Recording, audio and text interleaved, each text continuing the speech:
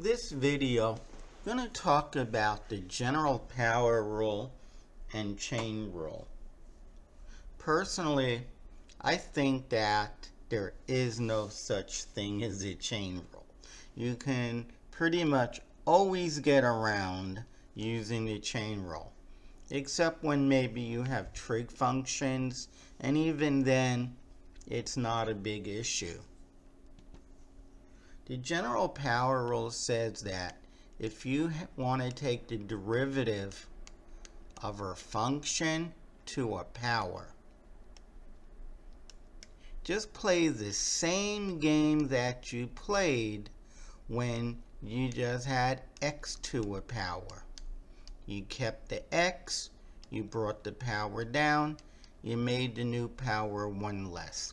This time, instead of x in the bracket, you have f of x. So you play the same game. You bring down the power, you make the new power one less. Pretty much exactly the same, but there is one last step.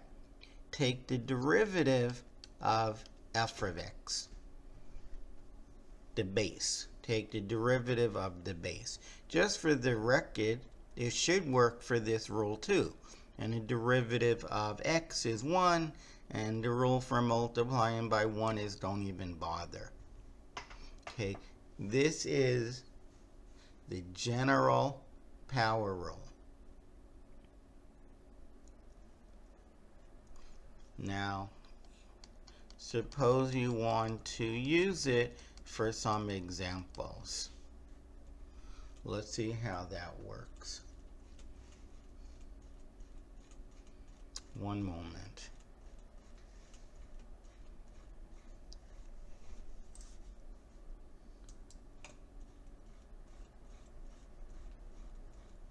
Sorry about the delay. So, for example, if you want to take the derivative of 3x cubed minus 2x plus 14 cubed, you want to take the derivative of that. Well, this is the function, and that's their real number power. This rule that I just stated only works if the power is a real number. So we keep the base the same, and we play the power game. Bring down the power, make the new power one less. But then don't forget that new last step. Take the derivative of this. If you don't want to look here, you can look here. They should be the same. If they're not, you have a mistake. So that's 9x minus 2. And there's your answer. I guess I would write the 9x minus 2 first, but it doesn't matter. Suppose you wanted to take the derivative of h of x, which is 1 over, or say 4 over, 7x cubed minus 4x plus 1. Rather than using the quotient rule, you can bring the denominator, which has a power of 1, up to the top. So I'm not taking derivatives yet, and make the new power negative 1. Now I'll take the derivative. Bring down the power, and like always, multiply it by the constant in front. Keep that function the same, and make the new power 1 less. And then take the derivative of this, which is 21x squared minus 4. The only algebra I would do here is, since that's the negative exponent, I'd put it in the bottom. So everything else stays in the numerator, and this goes into the denominator as positive 2 for the power. Okay, suppose you have this. Suppose that you have that. I want to see one thing. Okay, suppose that you have that f of x is equal to 7x minus 1 times 3x plus 7 to the 13th. Well, it is a product rule problem. It is this function times that function. So we use the product rule. It's the derivative of the first, which is 7, times the second, which is 3x plus 7 to the 13th, plus the first, which is 7x plus minus 1, times the derivative of the second. Now, ignore everything except what is in now this green box. The derivative of that is, well, you have a function to a real number. You bring down the real number, you keep the function the same, you make the power 1 less. Don't forget to take the derivative of what's inside. The calculus is complete. Now, algebra. We have 13 factors of 3x plus 7 in the first term, and we have 12 in the second. So we can factor out 12 of those factors.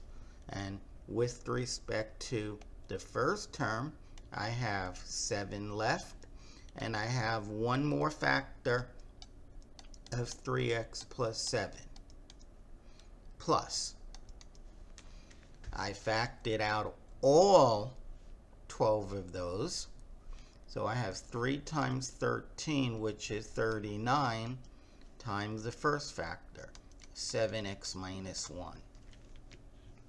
I would clean this up. This is 3x plus 7 to the 12th, 21x plus 49. 30 times 7 is 210 plus 63. 210 plus 63 is 273x minus 39. This becomes 3x plus 7 to the 12th. 21x's plus 273x's. Sounds like 294x's are 49 minus 39 is 10. And there's your answer. Now, if you like, you can write the linear function first. Something's wrong, it's not linear. And then 3x plus 7 squared second. Actually, they're both linear, but I wrote the one to the first degree first. You don't need to have it. That's that problem. Now, here's a problem that maybe should have been in their last video when it came to the product rule. But let's look at this one here. If you have 3x minus 1 times 2x plus 3 times 3x plus 5, and you want to take the derivative, well, you've only learned how to take the derivative of a product of 2 factors. But here, we have this times this times this. We have a product of 3 factors. Well, if you want to, just invoke the associative law. I'm not suggesting you multiply these two, but if you multiply those two, you get 1 factor. So for right now, we're going to think of what's in the purple as 1 factor. So it's going to be, I won't do it yet, I'll just denote it. It's going to be the derivative of the first times the second, 3x plus 5, plus the first, which is 3x minus 1 times 2x plus 3, times the derivative of the second. Okay, Now, when we go to take the derivative of this, forget about, oh my, I already did the product rule. It doesn't matter. It's the derivative of the first times the second, plus the first times the derivative of the second. Well, when I go to take the derivative of the first, it turns out it's a product. Let's use the product rule, but this time we'll actually do it. This, of course, is the first factor. That's the second factor. I take the derivative of the first. I multiply that by the second, plus the first times the derivative of the second, which is 2. And that whole result gets multiplied by 3x plus 5. Plus this, don't have to do anything to it. It doesn't say take the derivative or anything, times the derivative, which is 3. Something's just bothering me a little bit. Okay.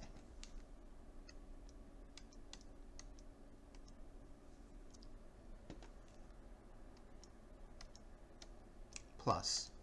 Okay. Now I look here to see what's in common.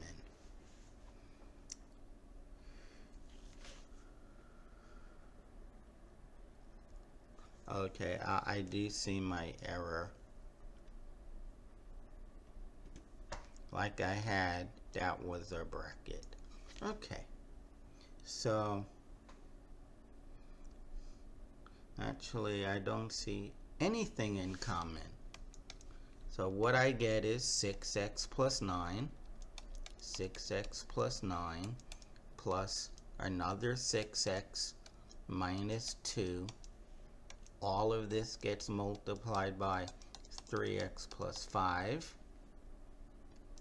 plus 3x minus 1 times 2x plus 3 times 3. Okay. 6x and 6x is 12x. 9 minus 9 happen to cancel. Just want to see where I got that from. Okay. 3 times 2x is 6x. 3 times 3 is 9. 3x times 2 is 6x. I have no idea what happened with negative 1 times 2. That, of course, is negative 2. Okay, plus 7. And this gets multiplied by 3x plus 5 plus 3x. Let me put this 3 way in the front. 3 times 3x minus 1 times 2x plus 3. And I'm seeing that I must have been wrong doing it this way. That gives us 36x squared plus 60x plus 21x plus 35. Plus 3 times, I'll distribute these. That's 6x squared plus 9x minus 2x minus 3. Okay, so we have 36x squared plus 81x is combining those two plus 35 plus. Now that's 7x. So we have 3 times 6x squared is 18x squared plus 3 times 7x is 21x minus 9. 36 plus 18 is 54x squared. 81 plus 21 is 102x. And 35 plus negative 9 is 26.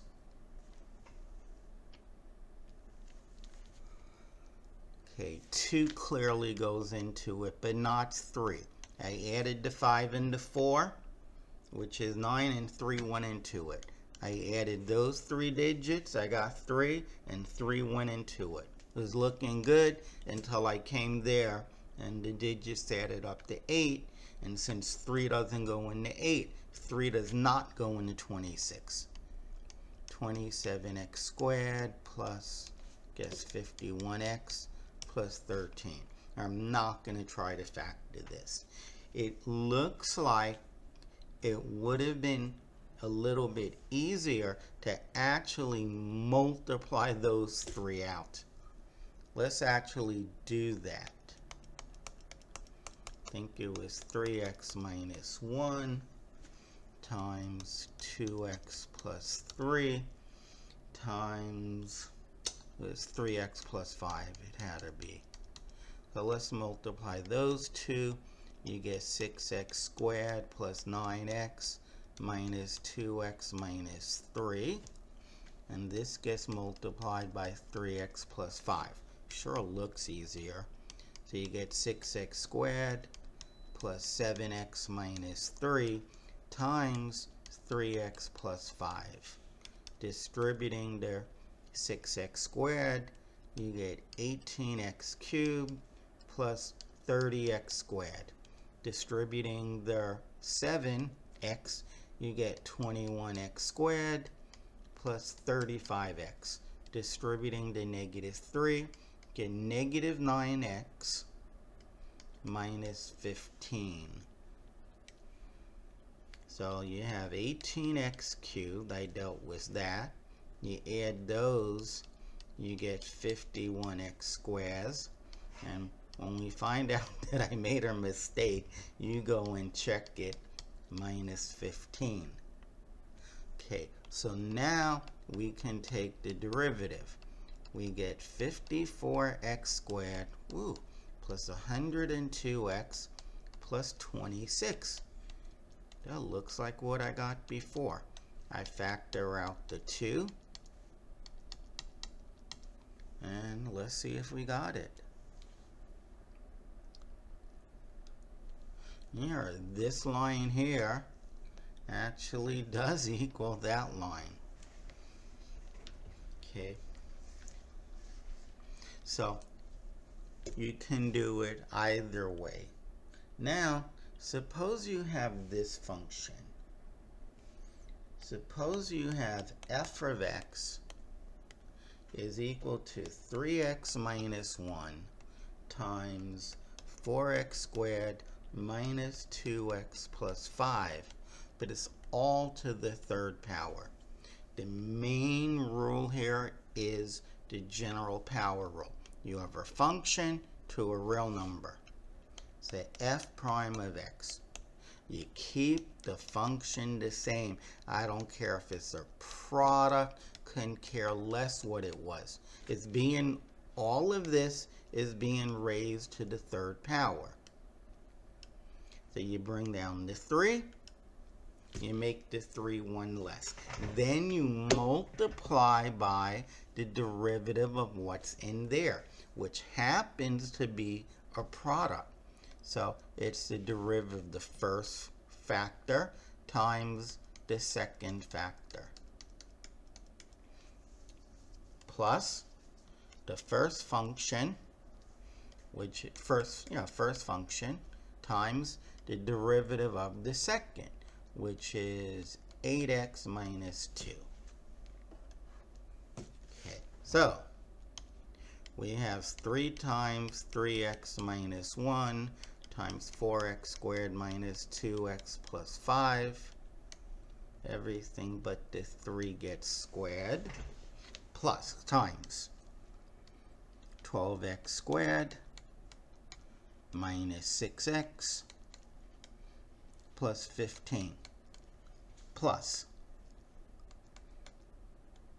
24x squared minus 6x minus 8x plus 2. Okay, this is 3 times 3x minus 1, let's say squared, times 4x squared minus 2x plus 5 squared times 12x squared plus 24, that's 36x squared. If you take away 6x and then you take away another 6x, you took away 12x's, and then you take away 8 more, you took away 20x's. 15 plus 2 is 17. And the only change I would really make is I'd remove that bracket up front. Let's just move this 3 a little bit closer. There's the answer. Again, maybe this is factorable, but we'll let that go. And I want to see one silly thing.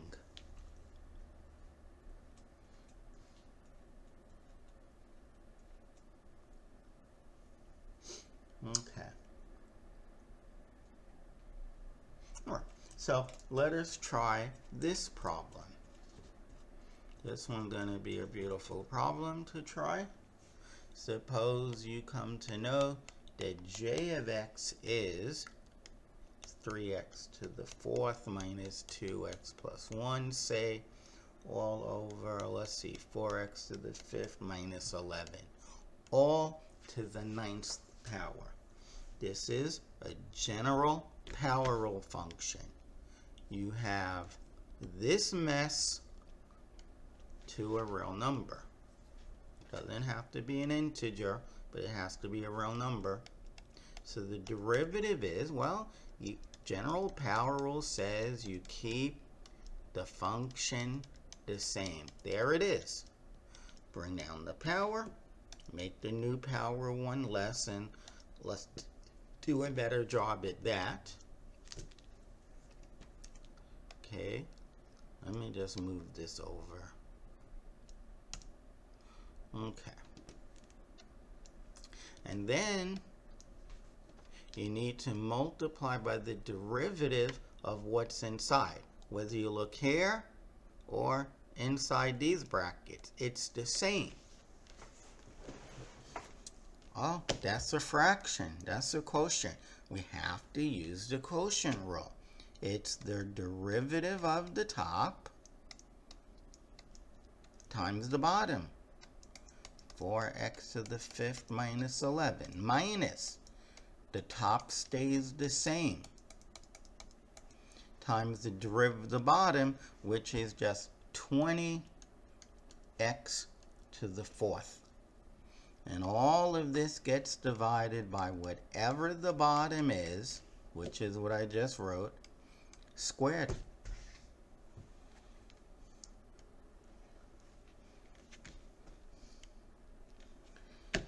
This is going to be 9 times this mess to the 8th power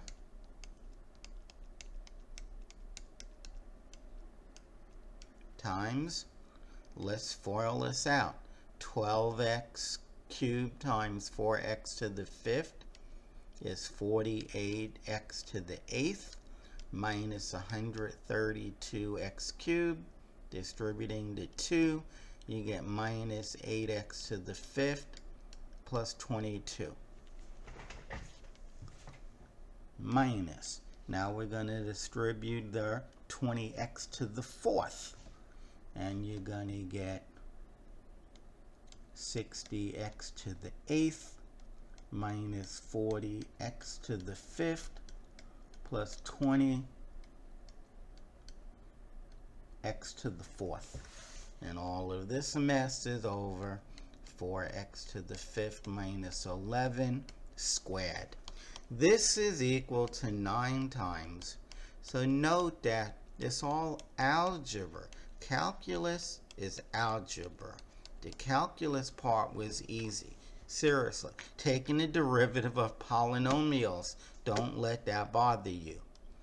I know the denominator is going to be this. Let's clean up the numerator. 48x to the 8th minus 60x to the 8th is negative 12x to the 8th. negative 5x cubed to the fifth minus negative 40x to the fifth, that is plus 32x to the fifth. So let's circle what we used. And since it looks like we're going in order, let's take away 20x to the fourth. Let's take away 13x cubes, and let's not forget to add that 22. And let's see. Good, I'm glad that number's not even. Otherwise we can pull out a 2. Okay, there's your answer. Oh, I'll just say one last thing. Since this denominator and this, okay, since this, well, let's go one more line. We have 9 times 3x to the fourth minus 2x plus 1 to the 8th power, just doing the numerator, and that should be an 8, plus 32x to the fifth minus this mess minus that plus that. Now, for the bottom, this here is being raised to the 8th power, and here the same thing is being raised to the 2nd power. 8 plus 2 is 10. Okay, and that 8 I'm going to cross out because it's already there. So it's to the 10th power. I'd be very happy if a student of mine got that far. Now, let us look at this, quote, chain rule. Notice that all of the problems that I just done could have been done using the chain rule. Now, if you have that y is a function of u and u is a function of x. Now, what does it mean u is a function of x? It means whatever x equals, whatever u equals, the only variable that you may see, you don't have to see it, would be x. If f for view, the only variable you should see, if in fact you see one,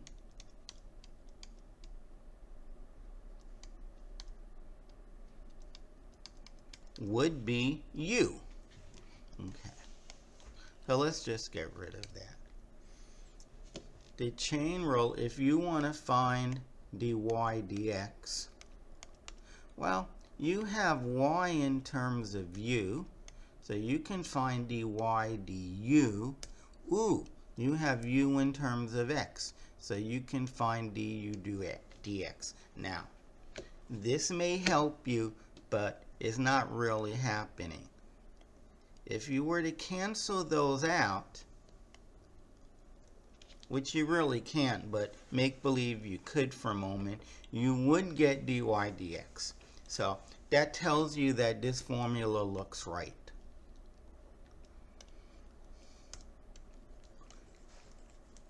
Just don't ever tell anyone that you're thinking about canceling out those two du's. Now,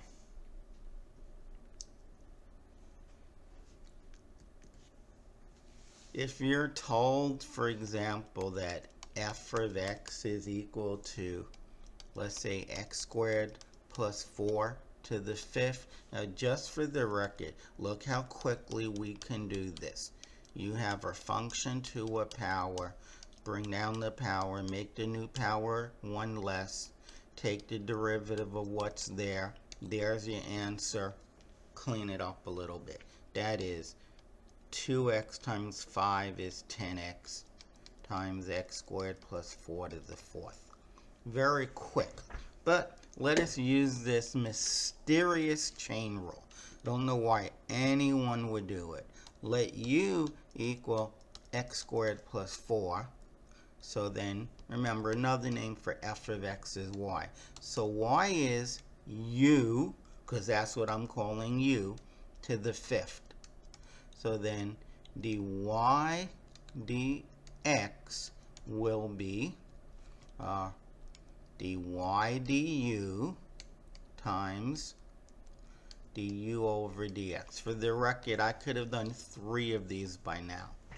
And dy du, just take the derivative with respect to u. It'll be 5u to the fourth times du dx. Okay, du dx is 2x. And now substitute, well, 5 times 2x is 10x. It's 10x. And u to the fourth. U to the fourth, where u was x squared plus 4. Okay, that's using the chain rule. Look at all of this work that I did for this problem. Did all of this work using the chain rule, without the chain rule. Okay, I try to be fair. I guess I didn't do this work. That was the given, okay? But now I'm really messing up the board. I did all of this work versus all of that work, or that little work. In other words, I'm not a big fan of using the chain rule at all. Just makes it more complicated. But maybe on your exam, your teacher is going to say, find the derivative using the chain rule. So if you were given this problem to the 13th power and you were asked to find the derivative, again, I would say dy dx is equal to, keep the function the same, play their power game. Bring down the power, make the new power 1 less. That's not hard. Then take the derivative of that polynomial.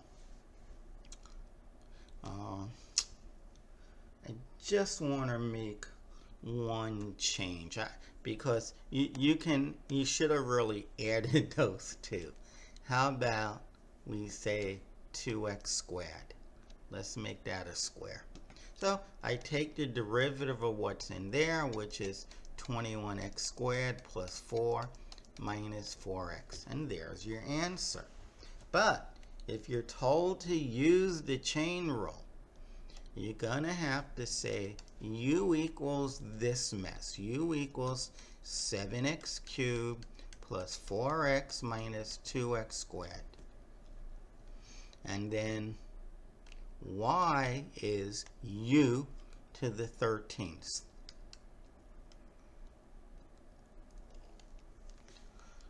And I'm going to come down here. So dy dx is dy du times du dx.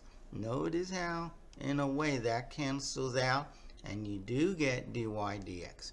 Now dy du comes from here. That's 13u to the 12th times du dx, the derivative of that, which is 21x squared plus 4 minus 4x. And now I'm going to write this second. And then after that, you substitute back what u is. U to the 12th, plug in u. 7x cubed plus 4x minus 2x squared. It is to the 13th power. It is insane to do it this way, but this is where some teachers want. I'll never understand it. Let's do a couple of more. If g of x happened to be 7x squared minus 4x over 3x minus 9 to the 10th power, find the derivative using the chain rule. So your response should be, let u equal what's in the brackets. Let y, or g of x, let's call it y. Y is equal to u to the 10th. So dy dx is dy du times du over dx. Dy du is 10 u to the 9th times du dx. The derivative of that with respect to x, it is a fraction. Going to use the chain rule. Only because neither the top nor the bottom is a constant. So it is the derivative, yep, it's the derivative of the top, excuse me. It's the derivative of the top times the bottom minus the top times the derivative of the bottom, which is just 3, all over the denominator minus the denominator squared. And then you're still not done. You need to plug back in what u is. And it says right here what u is. No trying to remember. Just look. It should say what u equals. So that's to the 10th power. Okay, sorry, it's to the 9th power. And then we multiply by what's in the other brackets. This time, I will not FOIL out this mess. But I will write the 3 first. All over 3x minus 9. Again, this is raised to the 9th, and this one's raised to the 2. So I'd say to the 11th. That is, I could get rid of this denominator and just put brackets around this and say that whole thing is raised to the 9th power. Now, let us do one more. Maybe, I doubt it. Or one may think of using u substitution here. Sorry, the chain rule here. Y is equal to u to the 7th. U is x squared minus 3x minus 9. And y is equal to, okay, oh, no. This is, I'd rather do this more complicated one. Suppose y is equal to r to the 5th, and r is equal to 3s squared minus 7, and s is equal to t cubed minus 4, and t is equal to u plus 4, and u is equal to x minus 1. Okay. Find dy dx. Well, you can find, since y is in terms of r, you can find dy dr. Well, I have the numerator, that's good, and dr, then this, I can find dr ds. So in a way, that kind of cancels. And then I can find ds in terms of dt. So that kind of cancels. And then I can find the derivative of t in terms of u, and then the dt's cancel. Ooh, and then I can find the derivative of u with respect to x, and the du's cancel.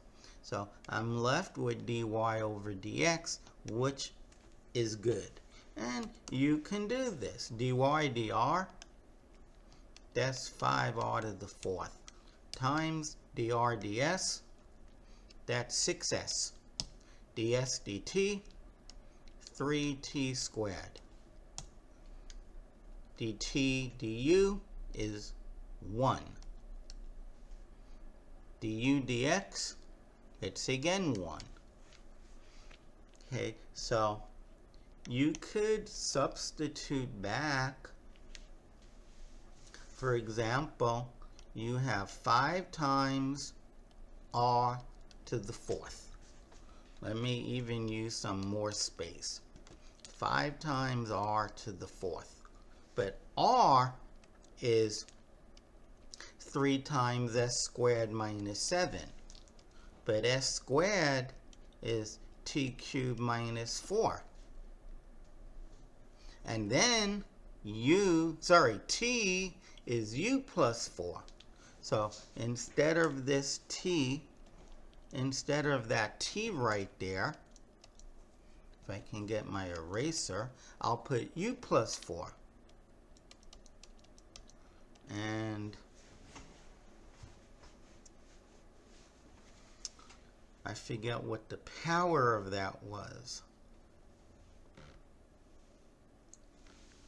And so let's see, 5 times r to the 4th, where r is 3s squared minus 7. So that should be squared.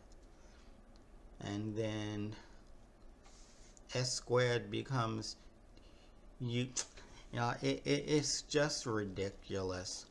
Let us do this slightly differently. We will come back to this mess. So r to the 4th, well, this is how you write r. It's 3s squared plus 7 to the 4th. And then s can be written as t cubed minus 4 squared minus 7, still to the 4th power. But t, so it's 3 times t cubed minus 4 all squared minus 7 raised to the 4th power. T is u plus 4. But then u is x minus 1. So I can probably sneak it in here. Instead of having u plus 4, I can have x plus 1 plus 4. Okay, that is, so this mess becomes 5 r to the 4th, which is this. 5 times 3 times x plus 1 plus 4, which is x plus 5 cubed. I mean, it's ridiculous using the chain rule. X plus 5 cubed minus 4 all to the 2nd minus 7 all to the 4th. Okay, now that's only this. Now we have to multiply this by 6s. So let us figure out what s is. Now we know that s is t cubed minus 4, so it's t cubed minus 4, but t cubed is u plus 4, and u is x plus 1. So it's really x plus 5 cubed minus 4. So we get 6 times x plus 5 cubed minus 4. That's 6x. Actually, I really should have multiplied the 5 and the 6 and the 3. Now we need 3t squared times 3. Now what's t squared? Well, t is u plus 4, so is u plus 4 squared, and u is x minus, actually u is x plus 1, because that's what I've been using. U is x plus 1 plus 4 squared. It is x plus 5 squared. X plus 5 squared. And looks like the coefficients multiply out to 90. Okay. It would have been better, in my opinion, to get y in terms of x right away and then take the derivative. Okay, chart unless otherwise told, don't use the chain rule. Do not use the chain rule. It makes these problems much harder. Use the general power rule. It's much easier. Okay, that completes this section, general power rule and chain rule.